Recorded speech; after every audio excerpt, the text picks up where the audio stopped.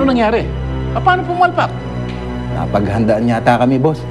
Ayaw tumagos ng bala sa sasakyan nila eh. Lagas kami. May baka pang mga pulis. May nabuhay ba sa mga kasama mo? Tumba lahat. Dapat lang. Dahil ako naman ang malilintikan kung merong kumanta sa kanila. Sige, umalis ka na. Maganda ka na para sa lakad natin bukas.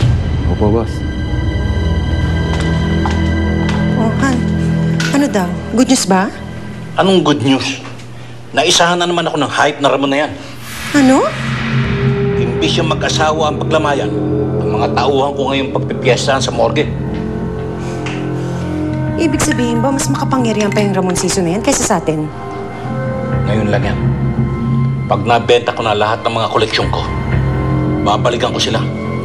Tignan ko lang kung kakayanin pa nila ang susunod na pagbabalik ko sa kanya.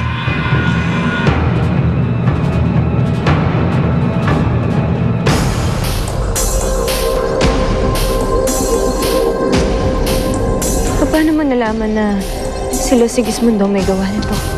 Tumawag sa akin kanina si Perla. Iniligtas ng espiya mo ang buhay natin. Para sa to? Utang namin ni Ramon ng aming buhay sa'yo. Pinatunayan mo mapagkakatiwalaan ka man talaga.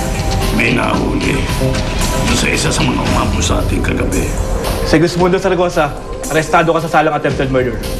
Sigurado ako pakananan naman ni Mr. Season at ng gold digger niyang asawa to.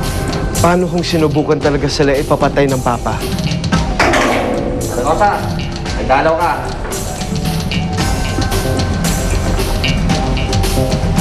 Talagang nakukuha mo pang makatulog dyan.